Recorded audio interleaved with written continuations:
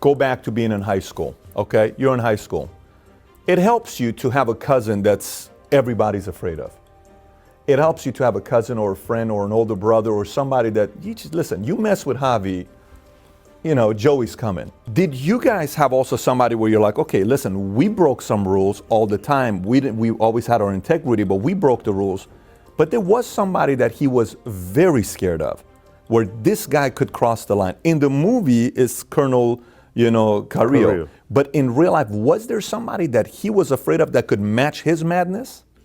I think he was scared of Colonel Martinez. And I agree, Colonel Martinez was the guy. So he was. So Martinez is really, some of the stories of Martinez is Carrillo. We're not saying Colonel Martinez by any means would have broken the law like Pablo. He was just incorruptible. And Pablo knew that. I mean, there was one instance at Colonel Martinez's apartment building that all the other residents in that apartment building signed a letter asking Colonel Martinez and his family to move out because they were afraid Pablo was going to blow up the building and they would be killed simply because Colonel Martinez lived there. So the man was incorruptible. And he didn't move out, he stayed. No, yeah, he stayed. And I saw him once break down. I saw him, we were at a meeting and... Emotional, like tears? Emotionally. Really? And he wanted out. I mean, he wanted out because Pablo was threatening his family and basically said, hey, this is getting just way out of hand. It's too personal, my family. And at a weak moment, he wanted out. At a weak moment. He thought about it. What brought him back? Came back and did not give up. I've always admired that about him. I mean, here's Pablo Escobar trying to kill your family. And, imagine being Pablo Escobar's worst enemy, which was Colonel Martinez. So how come he didn't do anything to him? There's a lot of protection. Colonel Martinez obviously, hid his family, but I think it strengthened. He moved out his family?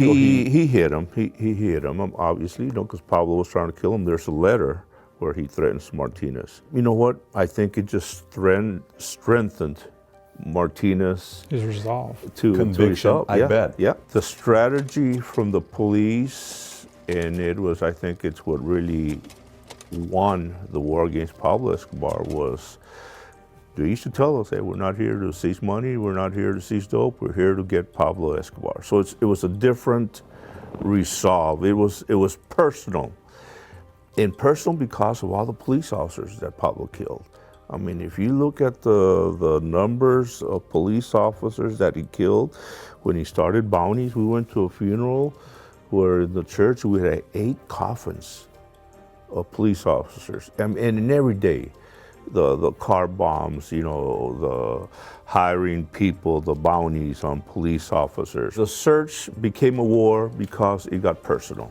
He announces that he wants to run for office. Not announces, but you kind of pretty much beforehand. This was beforehand. Right. Oh, so let me ask you, it got personal before he ran? And if it didn't seem like it got personal beforehand, right? It got personal afterwards. It was afterwards. He got personal afterwards because of the people that he started killing. You saw the famous Justice Minister, Rodrigo Lara Bonilla. But he killed him after what he said about him, right? So it wasn't, so I want to know, what was the part, because here's, for longest time, he was saying, I sell flowers. I have a flower business, right? And I'm an entrepreneur, and I have this, and I have, so people were kind of leaving him alone, right? Right, and this was at the beginning, and he used to go to Medellin, they loved him, people used to see him. It wasn't until, I think, really the mid-'80s that we started finding out that Pablo Escobar was responsible. Did somebody, like, how you study a guy like Hitler? I mean, let's just say a guy like Hitler, and you say, what is wrong with a person to wake up one day to decide that he wants to go out there and, get rid of an entire, society, community? Now, what is wrong with you to do that? And then when you read the book Mein Kampf, or if you study his stories and all this other stuff, you realize there was a time that somebody hurt his ego. And it was not necessarily anything extravagant that you would think that somebody did something to his wife, family, kids. Someone crossed the line and hit his ego, and he says, I want to make this a life determination to go after it. Who hurt his ego publicly? Because in the movie, it's that one scene where you guys are sitting in the back, and after kind of doing a little due diligence, you guys weren't in there when he got up and he said, we've all taken money from him, I've taken money from him, and I'm telling you right now, Pablo Escobar, and Pablo's sitting there, the scene where he's getting the tie from the security guy and then he walks out. Was that the scene where he said, "You're going to play with me and publicly humiliate me? Watch what I'm going to do to you"? Was that kind of what happened? It's sort of, but like I said, the TV series, I mean, there's some artistic licenses.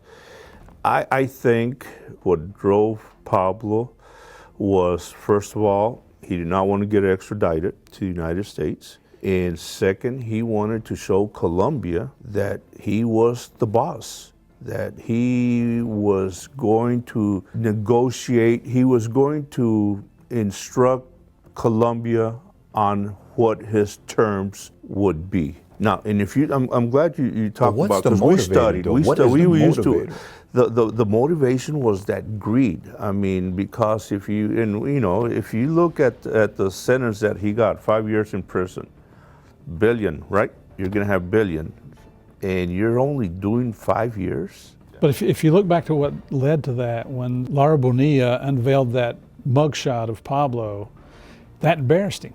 He was embarrassed. He was That's what sitting I'm in saying. Congress. That's what it was. So that embarrassed him What terribly. year is that, by the way?